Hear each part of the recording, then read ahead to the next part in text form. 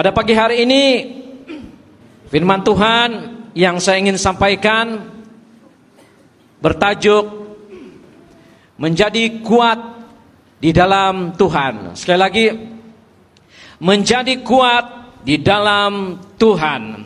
Kita melihat di dalam Injil Lukas pasal yang ke-6 ayat 46 sampai 49. Injil Lukas pasal yang ke-6 ayat 46 sampai 49. Boleh pancarkan di sana? Mengapa kamu berseru kepadaku Tuhan, Tuhan, padahal kamu tidak melakukan apa yang aku katakan? Terus, setiap orang yang datang kepadaku dan mendengarkan perkataanku serta melakukannya, aku akan mengatakannya kepadamu, dengan siapa ia dapat disamakan? Ia sama dengan seorang yang mendirikan rumah. Orang itu menggali dalam-dalam dan meletakkan dasarnya di atas batu. Ketika datang air bah dan banjir melanda rumah itu tidak dapat digoyahkan karena rumah itu kokoh dibangun. Seterusnya, akan tetapi barang siapa mendengar perkataanku tetapi tidak melakukannya, ia sama dengan seorang yang mendirikan rumah di atas tanah tanpa dasar. Ketika banjir melandanya, rumah itu segera rubuh dan hebatlah kerusakannya. Ada satu ayat lagi tapi nanti baca sendiri. Matius pasal 7 ayat 24 sampai 27, dia petikan yang sama. Jadi menjadi kuat di dalam Tuhan, di sini Yesus memberi satu perumpamaan mengenai dua macam dasar. Satu, rumah yang didirikan di atas batu, dan yang satu lagi rumah yang didirikan di atas pasir. Keduanya rumah cantik, kualitinya cantik, desainnya cantik, harga dia mungkin 500.000, mahal. Tetapi yang membuatkan yang satu itu, walaupun kualiti rumah itu cantik, yang membuatkan rumah yang satu cepat rusak, dasarnya. Dasarnya yang satu di atas batu. Mana sudah minuman tadi? Nah, yang satu di atas batu, yang satu di atas pasir. Kualiti rumah, kemahalan dia, semua cantik di dalamnya, tetapi yang membuatkan dia cepat rusak karena dasar rumah tersebut. Menjadi kuat dalam Tuhan menjadi keinginan setiap keluarga, betul? Keinginan setiap keluarga, setiap gereja, setiap orang adalah menjadi kuat dalam Tuhan. Termasuklah kita mau datang ke gereja karena kita mau menjadi kuat dalam Tuhan. Mau hari Minggu sudah, mari kita pergi sambayang. Lama sudah kau tidak sambayang ini, mari kita pergi sambayang sama-sama. Kita mau keluarga kita, suami ataupun istri, anak-anak kita mau kuat dalam Tuhan. Memang itu menjadi keinginan kita, menjadi kuat dalam Tuhan. Untuk setiap keluarga, setiap orang, mereka melakukan berbagai cara agar boleh menjadi kuat dalam Tuhan. Kita lakukan berbagai cara, aktiviti gereja, hidup kita, keluarga, berbagai cara supaya boleh menjadi kuat dalam Tuhan. Contoh-contoh yang kita lakukan untuk menjadi kuat dalam Tuhan seperti rajin ke gereja, rajin berdoa, rajin membaca Alkitab, rajin terlibat pelayanan, mendengar lagu-lagu rohani, kan itu biasa kita lakukan. Ikut seminar-seminar dengan harapan akan semakin kuatlah iman kita dalam Tuhan. Tapi bila terjadi masalah, musibah, kekecewaan, sakit, kekurangan, serba kekurangan, maka mulai iman kita menjadi lemah. Bahkan hilang kepercayaan kepada Tuhan, kecewa, tidak mau ke gereja, bahkan ada yang sampai pindah agama. Bahkan sampai pindah agama menjadi duniawi. Ada orang yang kita nampak dia penyanyi latar, pemimpin pujian, penari rebana, dan terlibat pelayanan. Tiba-tiba dia pergi satu kota ataupun satu tempat. kita dengar dia sudah pasangan dia tidak seiman. Dan kita akan berkata, berbisik-bisik, bukankah dia itu penari rebana? Bukankah dia itu pemain musik? Kenapa dia kawin dengan si Abdul? Kita mendengar orang begitu kan? Wah, dia sudah berkawin dengan orang yang agama lain. Dia sudah meninggalkan Tuhan. Dia sudah menjadi duniawi. Bukankah dia aktif ke gereja? Bukankah dia setia berdoa? Dia ikut Bible study lagi. Semua yang rohani ini akan membingungkan kita.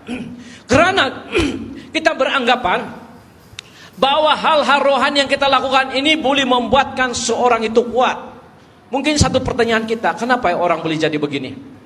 Dia rajin ke gereja, dia terlibat pelayanan, bahkan ada yang masuk sekolah Alkitab, keluar sekolah Alkitab, setiap liburan jadi pendeta sudah juga, terlibat banyak pelayanan, tapi pindah agama, meninggalkan Tuhan, hidup duniawi. Kenapa ini boleh terjadi?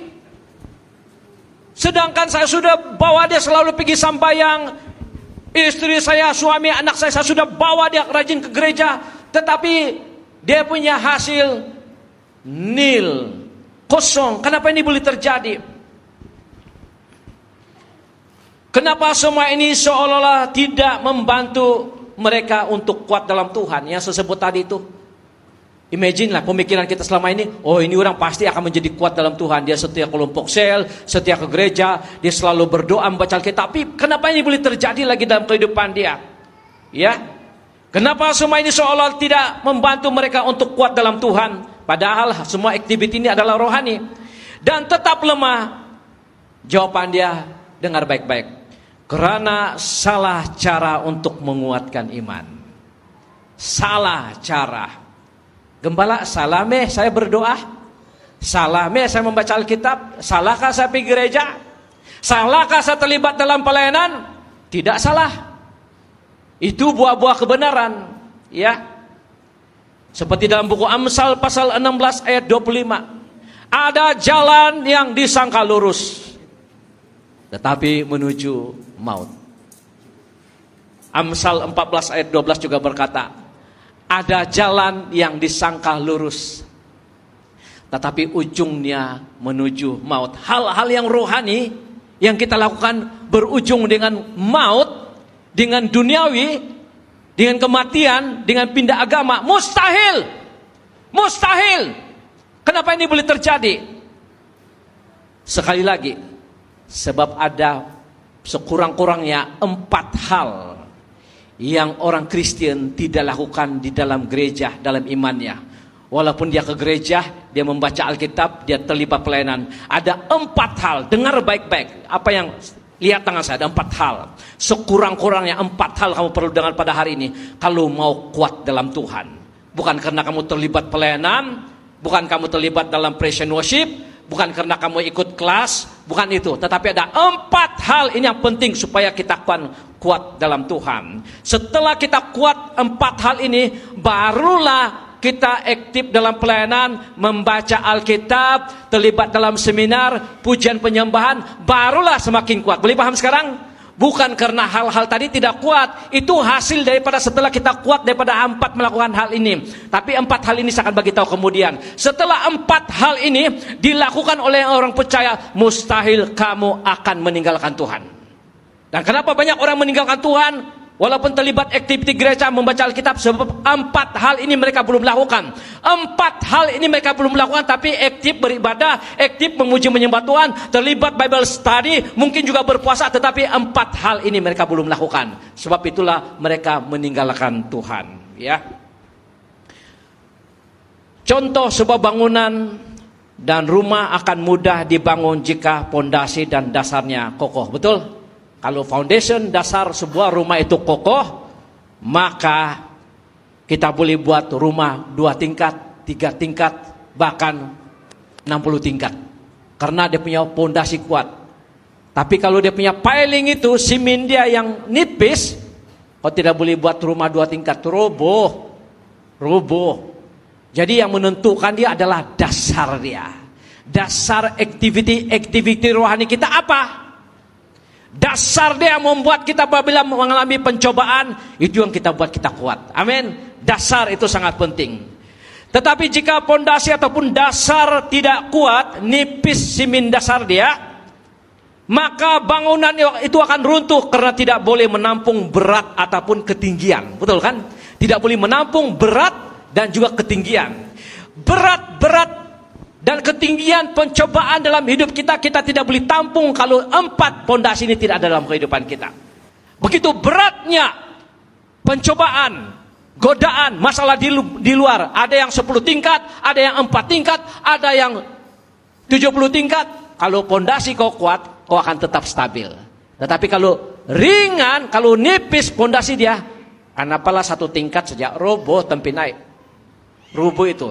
Jadi yang paling penting adalah dasar dia. Mau tahu apa itu 4 dasar? Supaya kita kuat. Entah pencobaan kamu adalah 1 tingkat, 2 tingkat, 10 tingkat, dia tetap oke. Karena dasar kau begitu kuat sekali. Ya. Jadi maka perlu simen dan besi yang tahan, beton, dia bilangnya Indonesia. Karena tidak boleh menampung berat dan ketinggian kalau simen dan dasar dia tidak kuat, tidak tebal. Ya. Perlu simen dan besi yang tahan, tebal. Simen yang cukup campuran dan tebal untuk menahan beban. Nah, demikian juga jika cara kita mendirikan pondasi iman kita selalu salah, tafsiran yang salah, pengajaran yang salah, cara rohani yang salah, maka semua itu menjadi lemah dan jatuh. Jadi jangan heran kalau kau nampak tiba-tiba ada orang kawin dari agama seberang, bercinta daripada agama seberang, meninggalkan Tuhan, dan jangan berbisik-bisik, kan dia itu penari rebana, kan dia itu selalu pergi gereja, di rumah dia lagi kelompok sel. Betul, tapi 4 hal ini tidak ada dalam kehidupan mereka. 4 hal yang saya mau cakapkan ini yang penting pada hari ini. Ya. Kita melihat dahulu sebelum itu contoh iman di gereja awal dalam Kisah Para Rasul. Semua sudah baca buku Kisah Para Rasul, gereja awal. Mereka tekun dalam pengajaran para rasul. Mereka saling berbagi harta, tahan menderita, bahkan sanggup dianiaya dan mati dalam iman. Kenapa mereka sanggup mati untuk Yesus, dianiaya untuk Yesus? Harta mereka diambil, mereka tetap kuat dalam Tuhan. Kenapa? Apakah contoh yang kita boleh pelajari pada sana sampai mereka kuat? Yang pertama, 4 pondasi ini yang penting yang harus ada dalam hidup kita sebagai orang Kristen. Jadi kalau kamu seorang pemusik, pemimpin pujian, pengkhotbah, pengajar, full time, jangan dulu rasa bangga. Kalau belum 4 hal ini ada dalam hidup kita, jangan dulu bangga. Ya. Yang pertama, pondasi pertama untuk kuat dalam Tuhan adalah mereka penuh dengan Roh Kudus. Ini pondasi tidak boleh lari. Seseorang yang mau kuat dalam Tuhan, dia tidak boleh kuat dalam Tuhan tanpa dipenuhi dengan Holy Spirit, dengan Roh Kudus. Katakan amin. Lihatlah Petrus, dia melakukan mukjizat, Yudas melakukan mukjizat. Saya mau beritahu kamu, sebelum rasul-rasul dipenuhi Roh Kudus, mereka sudah melakukan mukjizatkah? Siapa boleh jawab nih? Sudah. Mereka sudah diberi kuasa mengusir setan, melakukan tanda-tanda mukjizat.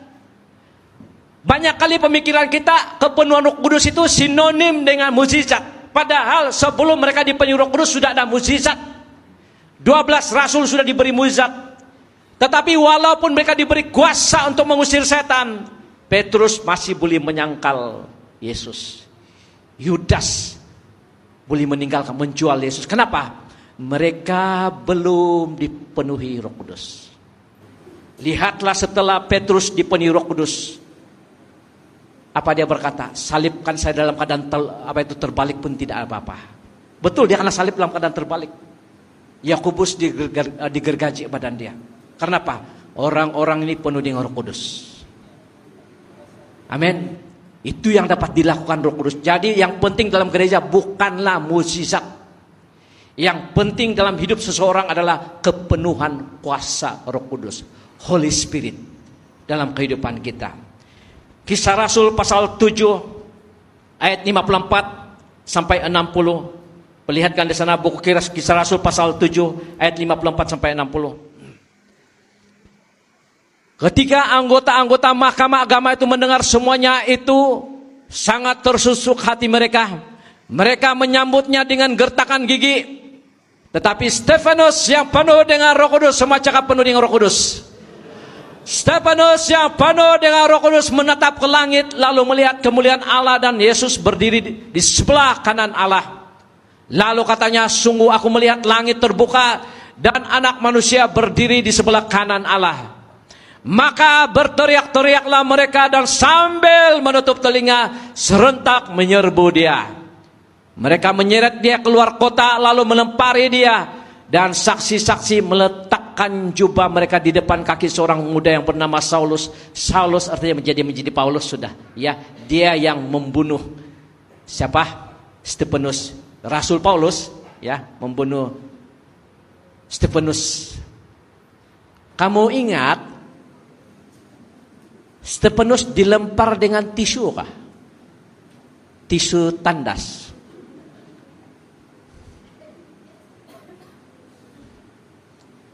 Tidak. Dia mati dilempar dengan tisu kah? Bukan kan? Dia mati dilempar batu. Dan dari mana dia dapat kekuatan dan dia boleh berkata, Bapa ampunilah mereka. Dan dia dapat kekuatan untuk mati. Jadi bohonglah tadi apologetik itu yang berkata Yesus tidak perlu mati. Karena Allah mengasihi mereka. Tidak ada martir kalau begitu. Boleh paham kan? Tidak ada martir. Lebih bagus lagi orang di Nigeria yang berapa ratus orang mati itu, berapa ribu. Jadi martir, kau tahu kan? Mati jihad. Jadi Yesus tidak payah mati jihad kan? Untuk menebus dosa. Itu ajaran palsu betul. Stefanus mati karena dipenuhi dengan Roh Kudus. Amin. Jadi setiap kita sebagai orang Kristen perlu dipenuhi dengan Roh Kudus. Boleh katakan amin? Perlu dipenuhi Roh Kudus. Tidak ada cara untuk memiliki keberanian untuk mempertahankan iman di tengah-tengah kekecewaan, penyakit, kesukaran, penganiayaan, kecuali dipenuhi dengan Roh Kudus. Tidak ada cara, no way. Hanya melalui kepenuhan Roh Kudus. Kalau saudara dipenuhi Roh Kudus, kekasih kau tinggalkan kau, pun kau akan berkata puji Tuhan. Amin. Kau dianiaya pun kau tetap sembayang. Ini sikit-sikit diumpat, dikritik tidak mau sembayang, dikecewakan tidak mau sembayang. Jadi duniawi. Kenapa? Sebab belum dipenuhi Roh Kudus. Kalau orang dipenuhi Roh Kudus macam Stefanus, dia sanggup menghadapi apa saja. Tidak ada yang boleh memisahkan dia daripada kasih Kristus. Betul kan? Karena kepenuhan Roh Kudus. Kepenuhan Roh Kudus itu bila dibaptis dengan Roh Kudus, ia akan berbahasa roh. Semua gereja awal pun alami kepenuhan Roh Kudus dengan berbahasa roh. Kepenuhan Roh Kudus ini hanya boleh dialami bila kita benar-benar bertobat dan mengosongkan hidup kita daripada segala keinginan daging. Jika seorang berbahasa roh tapi masih hidup dalam dosa, itu bukan bahasa roh. Mungkin kau dengar jiran kau berbahasa roh. Kenapa dia berbahasa roh ya? Penuh Roh Kudus? Belum tentu. Kalau dia masih mabuk-mabuk tapi berbahasa roh, itu bukan bahasa Tuhan. Itu dari kuburan. Karena roh jahat pun boleh berbahasa roh. Orang yang penuh Roh Kudus, kata-katanya, hidupnya pasti memberi wahyu, pasti memberi inspirasi kepada orang lain, pasti membawa perubahan. Katakan amin. Jadi jangan sikit-sikit orang berbahasa roh itu uji diri kita. Kalau kita berbahasa roh selama ini tapi masih dendam-dendam, masih pegang jimat, masih ada ilmu pukau, maksudnya itu bukan bahasa roh. Itu bahasa tiruan. Kan? Banyak tiruan sekarang kan. Tayar ada tiruan, pen pun ada tiruan, apalagi tiruan. Handphone iPhone pun ada tiruan dari Taiwan. Banyak tiruan. Tiruan tidak akan kekal. Tidak berkualiti. Yang aslinya apabila dipenuhi Roh Kudus, itulah ada keberanian sejati. Amin. Jadi mau tidak mau, gereja perlu kembali dipenuhi Roh Kudus. Katakan amin. Dan kepenuhan Roh Kudus syaratnya adalah pertobatan. Kita kena uji diri kita. Kalau kita hidup benar, kita hidup suci, dan kita dipenuhi Roh Kudus dan berbahasa roh, maka kepenuhan Roh Kudus dalam diri kita adalah asli, sejati. Tapi kalau hanya berbahasa roh, tapi perangai tidak seperti dalam Alkitab, maka tidak sejatilah bahasa roh kita. Tidak sejati kepenuhan dalam diri kita. Sebab badan ini boleh dimasuk oleh dua pribadi. Pribadi ilahi, Roh Kudus, ataupun pribadi roh jahat. Jadi dia boleh menyerupai, menyamar seperti malaikat terang. Jadi hari ini kita perlu menguji diri kita. Kalau mau kuat dalam Tuhan, tidak ada cara dia selain daripada dipenuhi Roh Kudus. Katakan amin. Kita mau dipenuhi dengan Roh Kudus. Itu yang pertama.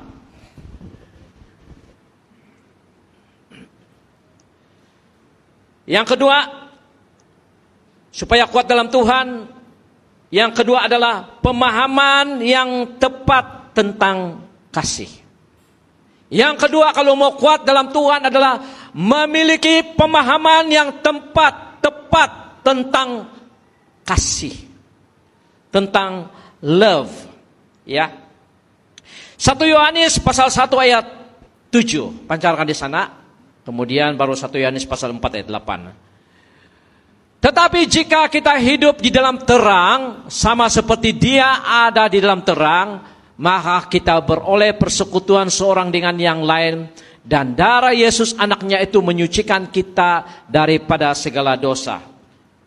1 Yohanes 4 ayat 8. Barang siapa tidak mengasihi, ia tidak mengenal Allah, sebab Allah adalah kasih. Nah, tadi disebutkan, apabila kita hidup di dalam terang sama seperti Dia adalah terang, maka kita hidup dalam persekutuan. Katakan amin.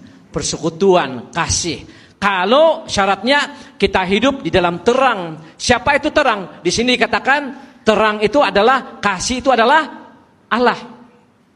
Jadi kasih yang sebenarnya adalah memiliki Allah, memiliki Kristus yang sejati dalam hidup kita. Kalau saudara dan saya memiliki Kristus, ada kasih Tuhan. Bersyukur untuk seorang bapak baru-baru ini. Kita punya jemaat jiwa baru. Dia dendam kepada orang yang menyihir anak dia. Dia berkata, "Pastor, kami punya suku ini lain. Kalau kami diganggu, anak kami sampai dimanapun orang tua kami akan cari, bunuh." Betul loh, bunuh. Tetapi dia bilang, oleh karena saya mengenal Tuhan, kasih Kristus, dan anak saya disembuhkan, kami boleh mengampuni. Amin. Luar biasa, membunuh tahu, bukan main-main. Siapa yang boleh mengubah seorang pembunuh, seorang pendendam? Yesus. Dan Yesus yang sejati perlu diterima. Sebab itu loh kita bawa orang terima Yesus, jangan main-main. Kau sudah terima Yesus, sudah apa kau rasa? Tiada apa-apa. Tiada apa-apa. Kau betul-betul tidak rasa apa-apa? Tiada juga. Macam sama saja ini. Oh, ada sesuatu yang salah. Kalau saudara menerima Yesus dan tidak ada apa perubahan. Karena dalam 2 Korintus pasal 5 ayat 17, barang siapa yang ada di dalam Kristus, dia ada ciptaan baru. Yang lama sudah berlalu, artinya ada apa-apa. Yang lama berlalu. Hari ini kalau saudara sudah 5 tahun, 20 tahun terima Yesus, tapi tidak ada perubahan. perlu terima Yesus dengan segenap hati. Mangkali kalau mau baptis pun, saya mau baptis 10 menit. Hasil lama sedikit. Sampai itu ibu-ibu oksigen hilang. Buluk. Oh, tidak sudah. Oke, kasih naik. Terlampau banyak dosa. Jadi kasih lama baptis. Main-main saja. Matilah kalau begitu kan. Tapi yang saya maksudkan di sini adalah kita perlu memiliki kasih yang sejati. Tuhan Yesus tidak dapat menyerahkan hidupnya dengan mati di atas kayu salib tanpa memiliki kasih. Kalau kasih Yesus tidak original, dia mau kena salib, bos tunggu dulu ya, saya pergi toilet sekejap, dia bilang. Dia pergi toilet, ciao. Dia tidak mati di atas kayu salib sebab dia tidak mengasihi. Begitu juga orang yang bercinta. Kalau yang sejati, kalau betul-betul kamu mau saya serius, kita jumpa orang tua saya, boleh. Face to face, boleh. Tapi kalau yang main-main, kamu mau jumpa orang saya belum ada time lagi sekarang. Kita bekerja dulu, belum lagi. Kita tunggu dulu. Oh, itu tidak sejati punya cinta tuh. Dia bilang, kita minum dulu. Itu suam-suam. Ujian bagi yang bercinta, dia bilang, kau serius sama saya? Kita ini 1-2 tahun sudah bercinta, jumpa lo orang tua saya. Bah, tiada masalah, dia bilang. Wah ini, mantap. Tapi kalau dia bilang, kau serius, kau sungguh-sungguh kita jumpa. Saya belum ready lagi. Sakit, ada gout di kaki saya ini. Alasan saja. Tapi Yesus, dia sanggup mati di atas kayu salib karena kasih dia, cinta dia kepada kita sejati. Oleh sebab apabila kita menerima Yesus, maka ada kasih yang sejati. Kalau saudara ada kasih yang sejati kepada juru selamat, maka apapun pencobaan tidak ada yang boleh memisahkan kita dari kasih Kristus. Katakan amin. Tidak ada yang memisahkan kita daripada kasih Kristus. Seperti Paulus berkata, saya masih ingat anak saya si Lidra waktu yang sakit tuh kan. Sudahlah sakit-sakit dia nyanyi apalagi tuh. Kasih yang apa itu? Ada kan? Tiada yang dapat memisahkan kita daripada kasih Kristus. Ada lagu tuh, sakit-sakit. Saya dapat wahyu. Orang begini sakit, dia masih boleh menyanyi lagi. Tiada yang boleh memisahkan kita daripada kasih Kristus. Luar biasa kan? Jadi tapi kalau kau disakiti satu hari nanti, dikecewakan oleh kekasihmu, apa kau punya lagu?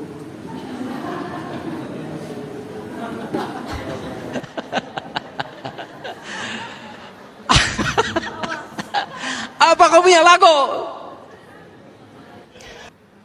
Tapi tidak ada yang boleh memisahkan kita daripada kasih Kristus. Amin. Walaupun saudara dianiaya, diejek, dipukul, dikecewakan, banyak masalah dalam hidup kau, tetap cinta kau pada Yesus. Tetap cinta pada Yesus. Itulah kasih yang sejati. Jadi kau ada pelayanan kah? Tidak ada pelayanan kau? Pengkah, sejati kau punya iman kepada Yesus. Pemahaman yang tepat tentang kasih, tentang terang itu sangat penting. Tuhan tidak dapat menyerahkan hidupnya dan mati di atas kayu salib tanpa memiliki kasih yang sejati. Oleh karena Yesus memiliki kasih yang sejatilah, maka dia rela mati di atas kayu salib. Ya, kalau kasihnya tidak betul, dia akan melarikan diri. Betul? Dia akan melarikan diri. Jadi kenapa banyak orang meninggalkan Tuhan, gereja, jadi duniawi? Karena tidak memiliki kasih yang sejati kepada Tuhan. Selama ini kenapa? Dia pergi sambayang, ya dia ikut-ikut saja. Keluarga dia pergi sambayang, kawan dia bilang, mari kita pergi sambayang, bah. Kasih kawan saya, bah, hari ini tiada kawan saya pergi sambayang.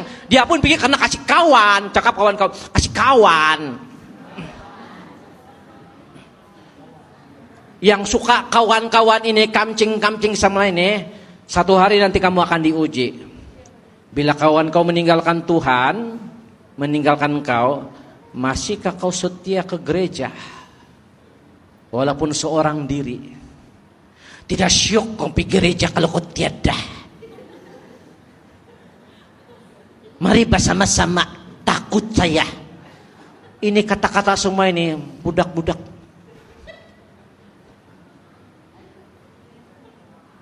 Orang yang mengasihi Tuhan, dia tidak peduli semua ini. Amin. Kau ada kawan tiada tetap pergi sembahyang. Amin. Ada masa Tuhan menguji saudara dan saya. Kau akan datang ke gereja seorang diri saja satu hari nanti. Dan itu bagus. Bagus karena menguji bahwa saya ada Yesus. Bukan karena orang lain. Amin. Saya ada Yesus.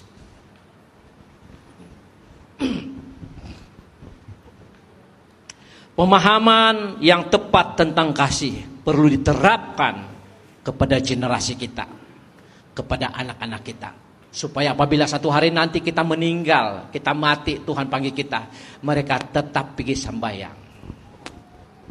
Amin. Walaupun saudara dan saya tidak ada sudah anak, kita masih pergi sembahyang, bahkan berkobar-kobar bagi Tuhan. Adakah anak telepon? Kenapa kau tidak bisa sembahyang? Daddy saya tiada sudah meninggal. Begitukah? Tidak. Dia akan tetap pergi gereja. Karena dia cinta Tuhan. Yang ketiga, dasar yang ketiga perlu ada untuk menjadi kuat dalam Tuhan. Yang pertama adalah penuh dengan Roh Kudus. Yang kedua adalah pemahaman yang tepat tentang kasih itu sendiri. Dan yang ketiga adalah memiliki pemahaman yang jelas tentang firman Tuhan. Memiliki pemahaman yang jelas, yang tepat, tafsiran yang tepat tentang firman Tuhan. Kalau kita melihat Injil Matius pasal 4 ayat 4, Yesus berkata, manusia hidup bukan dari roti saja, tapi setiap firman yang keluar daripada mulut Allah. Perhatikan baik-baik ya, banyak orang tidak pahamnya. Tetapi daripada setiap firman yang keluar daripada mulut siapa? Mulut siapa? Mulut siapa? Mulut Allah. Adakah firman, khotbah, pengajaran yang kamu dengar selama ini di YouTube ataupun di gereja keluar dari mulut Allah? Ataupun daripada ajaran palsu? Doktrin palsu? Ayat yang sama tapi bukan daripada mulut Allah.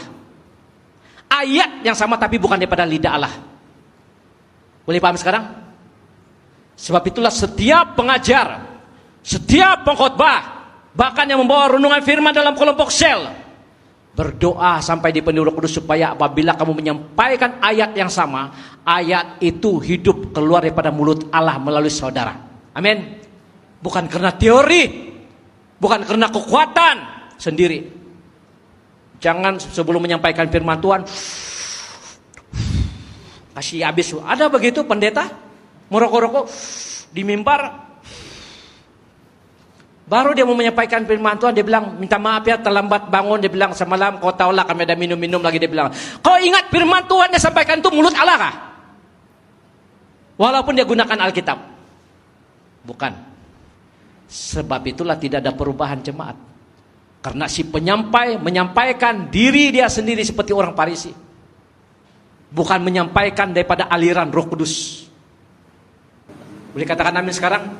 Jadi setiap yang menyampaikan firman Tuhan, yang mengajar, perlu mencari wajah Tuhan, perlu tidak kompromi, mengajarkan kebenaran, supaya mulut Allah menyertai lidah dia, urapan Allah menyertai lidah dia. Apabila lidah Tuhan menyertai orang itu ada perubahan. Amin. Jadi sekali lagi, bukan setiap konten-konten dalam YouTube itu yang disebut teori, doktrin berasal dari mulut Allah. Jadi jangan sikit-sikit kasih amin, jangan sikit-sikit kasih pos. Adakah orang itu reform, teori Calvin, Jehovah Witness, dan macam-macam lagi, Mormon, kita tidak paham. Kalau itu daripada mulut Allah, dia mengubah orang, dia menyembuhkan orang, dia memulihkan hubungan orang itu dengan Tuhan, dia semakin dekat. Amin.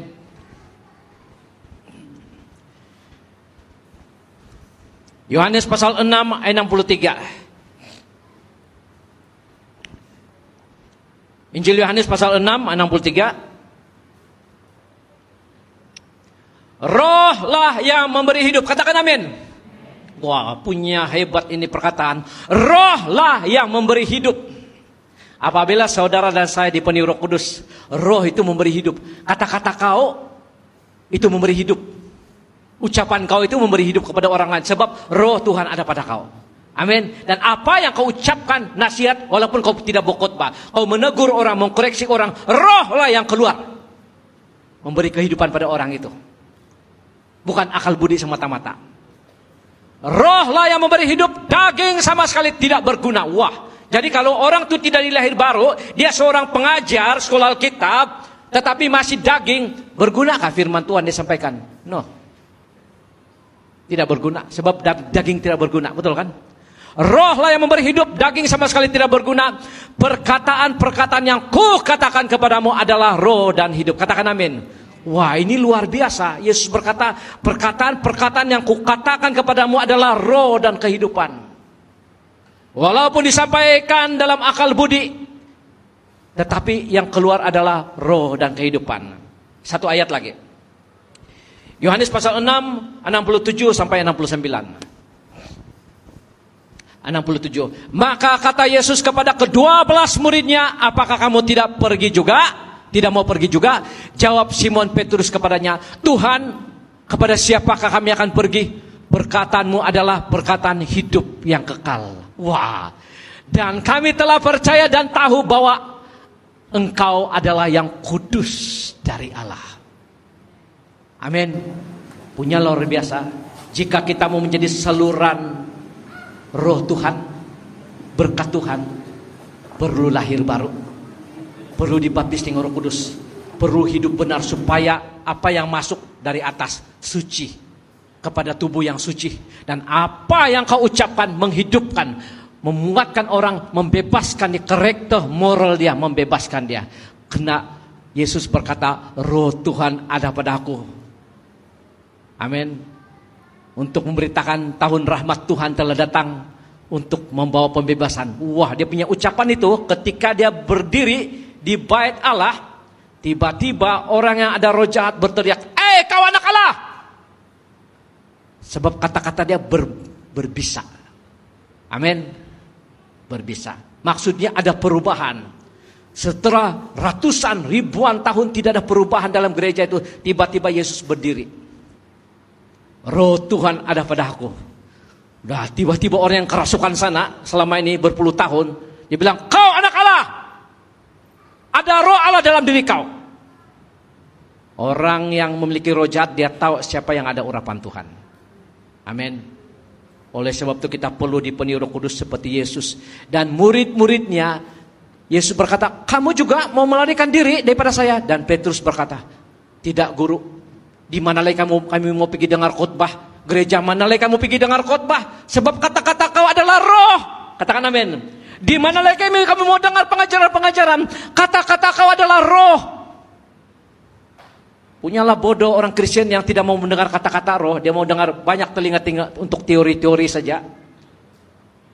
Tapi bagi kita yang percaya pada Tuhan, kita mau mendengar kata-kata roh. Amin. Kata roh yang menghidupkan kita, membebaskan kita pada hari ini.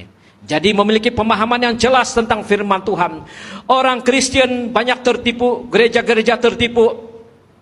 Banyak pengajaran dan khotbah-khotbah yang disampaikan di mimbar-mimbar gereja, di kelas-kelas Alkitab, sekolah Alkitab, dan di YouTube tidak mengalir daripada hadirat Tuhan. Mereka kebanyakan daripada ahli-ahli Taurat, pengajar-pengajar yang tidak mempunyai Roh Kudus, bahkan menentang Yesus Kristus sendiri. Banyak pendeta, penyampai firman, pengajar di sekolah kitab Kristen tidak dipenuhi Roh Kudus, tidak intim dengan Tuhan, sehingga penyampaian mereka hanya berbentuk tafsiran atau teori dan tidak mengubah hidup orang. Orang yang tidak mengalami kepenuhan Roh Kudus tidak boleh mengucapkan kata-kata roh. Katakan amin. Orang yang tidak dipenuhi Roh Kudus tidak boleh mengucapkan kata-kata roh, kata-kata kehidupan, tafsiran. Mereka sesuai dengan situasi mereka yang belum lahir baru. Jadi sesuai dengan keadaan mereka belum lahir baru, itu yang mereka sampaikan. Teori saja. Mereka tidak menyerang iblis. Mereka tidak menyerang kuasa kegelapan.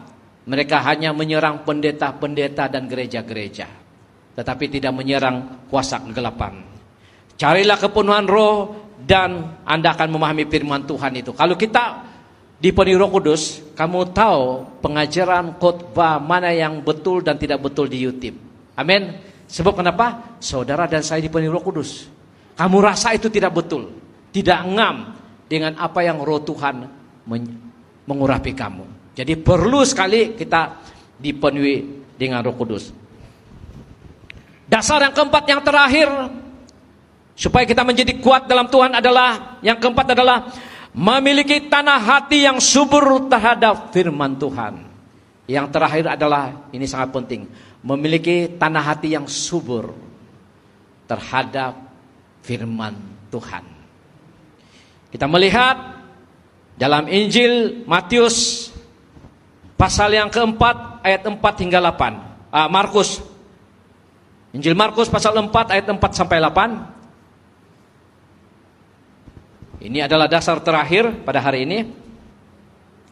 Pada waktu ia menabur, sebagian benih itu jatuh di pinggir jalan, lalu datanglah burung dan memakan sampai habis. Terusnya sebagian jatuh di tanah yang berbatu-batu yang tidak banyak tanahnya, lalu benih itu pun segera tumbuh karena tanahnya nipis. Tetapi sesudah matahari terbit, layulah ia dan menjadi kering karena tidak berakar. Sebagian lagi jatuh di tengah semak duri, lalu makin besarlah semak itu dan menghimpitnya sampai mati, sehingga ia tidak berbuah. Terus, dan sebagian jatuh di tanah yang baik, ia tumbuh dengan suburnya dan berbuah. Hasilnya ada yang 30 kali lipat, ada yang 60 kali lipat, ada yang 100 kali lipat. Kunci yang terakhir pertumbuhan iman seseorang adalah memiliki tanah hati yang subur. Karena apabila kita memiliki tanah hati yang subur, dikatakan sini, dan sebagian jatuh di tanah yang baik. Tanah baik itu tanah yang subur ya. Ia tumbuh dengan subur. Apabila hati saudara dan saya baik, firman Tuhan yang dikhotbahkan disampaikan, tumbuh dengan subur. Katakan amin. Tumbuh dengan subur dan berbuah. Wow, berbuah. Kenapa kau ini perangai kau sama saja? Begini dari dulu. Sudah 5 tahun kita bersama begitu, 10 tahun begitu. Karena dia mendengar firman Tuhan mungkin setiap minggu, tetapi tanah hati dia tidak subur. Tidak ada pertumbuhan. Tetapi orang yang hatinya subur, dikatakan sini pasti berbuah. Hasilnya, bukan hanya berbuah, ada hasil dia lagi. 30 kali lipat, ada yang 60 kali lipat, dan ada yang punyalah cantik ayat ini, yang hati dia subur dibilang tumbuh, berbuah hanya untuk cukup sendiri kan. Kalau kau ada mangga 3 biji saja, kamu bagi jiran kau lagi 10 biji, enggak kan? Ini baru 3 biji untuk kita saja ini. Tapi berbuah sampai 30 kali lipat di belakang rumah Bapak Onos, mangga dia, mangga Manila. Kalau sampai 100 biji, wah dia bilang, enggak bagus kalau kita sendiri saya ini. Kita bagi gembala sana kepayan. Kita bagi jiran kita, banyak. Artinya saudara menjadi berkat. Hati subur menjadi berkat. Hati tidak subur tidak menjadi berkat. Tengok jiran kau dan senyum saja. Jangan cakap apa-apa, senyum saja. Dia paham sudah itu. Hati subur menjadi berkat. Hati tidak subur, tidak ada yang dihasilkan. Tiada buah-buah. Kita harus memperhatikan tanah hati kita subur kepada firman Tuhan. Katakan amin. Ada yang ramai ke gereja, tetapi tidak ada pertumbuhan rohani mereka, tidak ada perubahan. Kenapa? Mereka tidak mendengar firman Tuhan. Mereka hanya ikut-ikut kawan saja. Mereka ikut orang tua mereka. Saya harap anak-anak saya bukan karena ikut kami. Mereka sendiri mendengar firman Tuhan. Amin. Yang mendengar dan dia perhatikan baik-baik. Ketika dia sedang ada gembala berkhotbah, pemimpin berkhotbah, kawan dia bercerita-cerita tentang iPhone yang baru. Diam. Wah ini bagus punya anak kan. Kawan dia bilang, lepas ini kamu pergi mana? Shh, diam. Ini bagus. Karena apa? Dia mau firman Tuhan melekat di hati dia. Yang suami istri mau bisik-bisik, Ling, lepas ini kita beli ikan basong, cubit yang diam. Wah, ini bagus. Cubit paha dia. Jangan lu cubit. Artinya kamu fokus mendengar firman Tuhan. Dan dia bilang, berbahagialah orang yang lapar dan haus akan kebenaran, karena mereka akan dipuaskan. Amin. Bertumbuh, berbuah lebat, bukan hanya cukup-cukup saja. Berbuah lebat menjadi berkat kepada orang lain. Kenapa banyak orang tidak berbuah? Sebab tidak ada firman Tuhan pernah tumbuh di hati dia. Teori saja banyak, tapi tidak pernah bertumbuh dalam hidupnya. Pada hari ini kita periksa, kita uji diri kita. Adakah memang firman Tuhan selama ini kita ikut Tuhan, kita aminkan benar-benar. Oh, saya banggalah, saya jujur saya cakap ya. Saya sengaja uji kamu ya. Ketika ada rekaman khotbah,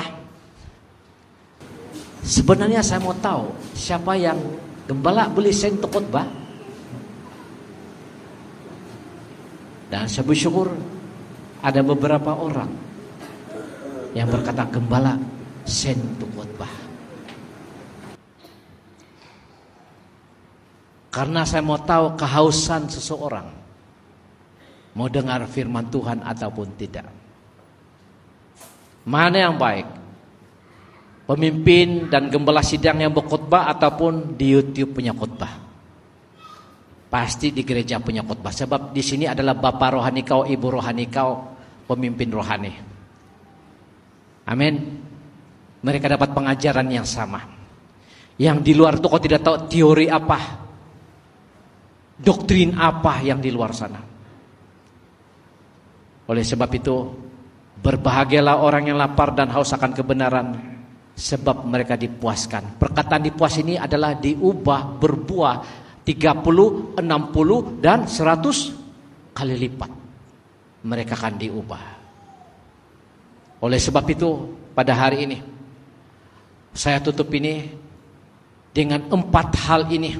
Tidak kira betapa rohaninya kau, aktifnya saudara ke gereja, tetapi kalau hal ini belum dilakukan, ini akan mempengaruhi anak cucu kau satu hari nanti.